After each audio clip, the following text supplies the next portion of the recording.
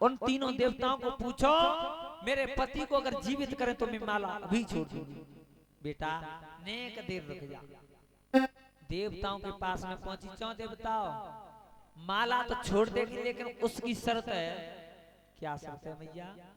शर्त ये है कि उसके पति को तुरंत जीवित करना पड़ेगा। अरे मैया जीवित हम तुरंत कर देंगे, तुम उससे कहो कि माला छोड़ दे। देवता बात खराब नहीं होनी चाहिए। भाइयों आज उसी समय पहुंची अनसुईया। अरे लली तू माला छोड़ दे बेटा, तेरे पति को ये जीवित करने के लिए आए हैं। अंदर बुलाओ ने। ब्रह्मा विष्णु महेश, एक पतिव्रता में इतना बड़ा बल होता है भाइयों। तीनों भगवान आज उसके सामने पर खड़े हैं और उसकी विनती कर रहे हैं हाथ जोड़ के, बेटा कैसी माला को छोड़ दे। एक पतिव्रता में माताओं इतना बड़ा बल होता है। आज उसी समय उसने अपनी माला को छोड़ा है। पति जैसे ही इस दुनिया में नहीं रहे, आज उसी समय बिटिया रोने चिल्लाने लगी है और कहा है अनुसुईया ने, सुनो अब इसके पति को जीवित करो। उसी समय सभी भगवान ने और उसके पति को जीवित किया है। बोली आनंद कंद भगवान की। तो हमारे इस पावन पवित्र चंद्र वंश में ऐसी ऐसी माताएं हुई थी जिन्होंने एक एक महीना की रात कर दी थी, एक एक महीना की रात्रि कर दी थी।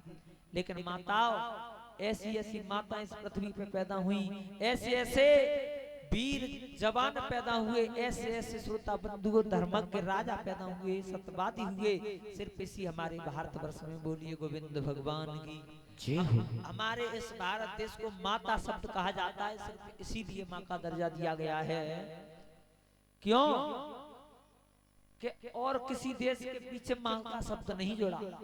पहले की माताएं नाम रखती थी अपने पुत्रों का, तो भगवान का नाम जरूर आता था। राम गोपाल, रामपाल, श्यामवीर, रामवीर। तो ध्यान रखना इस प्रकार से नाम आता था भगवान का। लेकिन आज की माताएं कच मत पूछो। अब हम क्या करें, हमारी मम्मी ने कौन सा नाम रख दो, कोई पूछे का नाम है तो 3 बार तो बता नहीं पाते संटू, तब समझ में आते हैं, तब सामने भाई समझ में आते हैं। लेकिन ध्यान रखना श्री हरिहर क्षेत्र में गंगा मैया के तट पर बैठे हुए श्री व्यास नंदन सुखदेव जी अवगत करा रहे हैं, हे राजन परीक्षित। इधर जब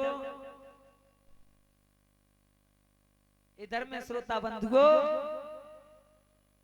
जब काफी धीरे धीरे समय गुजरता चला गया, इसी चंद्रवंश में महाराज हुए थे उग्रसेन।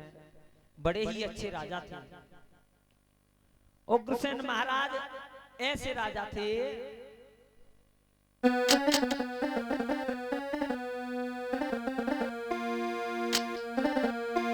नीतिवान भूपाल, सुनाऊं हाल प्रजा रहलादी। जागिय सकीरत की 2016 में भैया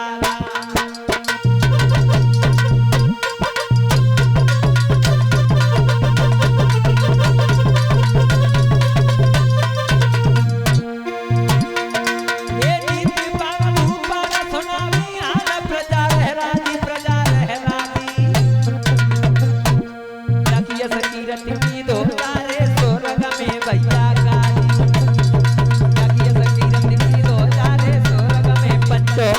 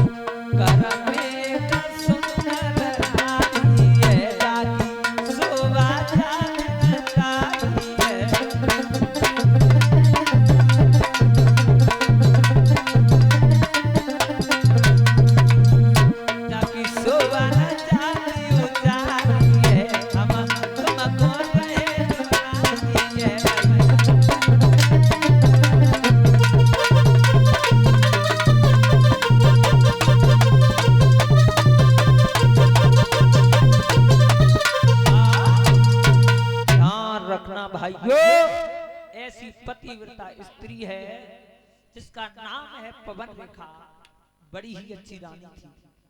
धीरे धीरे समय गुजरता चला गया। पवन रेखा के श्रोता बंधु को किसी भी संतान ने जन्म नहीं लिया। जब जन्म नहीं लिया, धीरे धीरे समय गुजरता चला गया।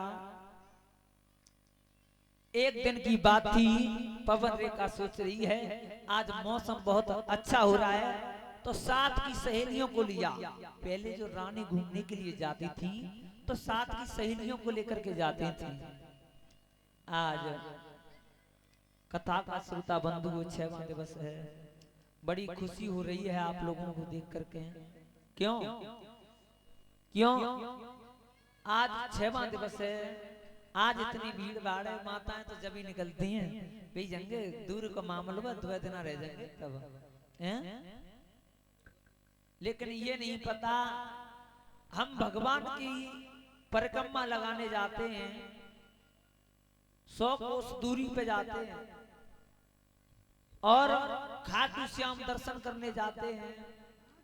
महाराज जब इतनी इतनी दूर जाते हैं तो ये ज्यादा 2 किलोमीटर हो 3 हो, अरे अपना कीमती समय निकाल करके कथा में देने से महाराज किसी के पास समय कम नहीं हो जाता। और फिर महाराज जा गांव से होकर के गंगा निकल रही हो तो उस गांव के लोग कम महत्व समझते हैं उसको, उनके लिए तो नदी है। लेकिन आप महाराष्ट्र में और गुजरात में चले जाइए तो वहां पर गंगा जल भी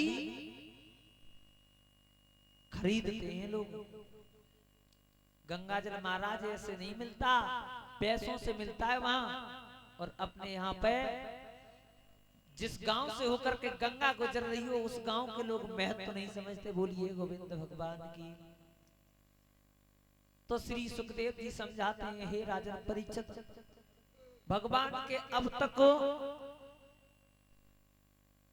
23 अवतार हो चुके हैं और 24वां अवतार इस कलयुग में होगा प्रभु का। लेकिन अभी तो महाराज साहब अभी तो धर्म अधर्म से बहुत आगे है। क्योंकि धर्म इतना आगे है जो आप जैसे श्रोता अपना कीमती समय देकर के कथा पंडाल में बैठे भगवान की कथाएं सुन रहे हैं। और अगर अधर्मी करना होता तो क्यों इस तजती हुई चांदनी के नीचे बैठे होते। मैं तो यही कहूंगा प्रभु, धर्म अधर्म से तो बहुत आगे है, लेकिन फिर भी एक संत हुए हैं परम आदरणीय श्री 108 स्वामी प्रेमानंद जी महाराज। उन्होंने हजारों लाखों युवाओं को श्रोता बंधु को धर्म के मार्ग पर जोड़ दिया है।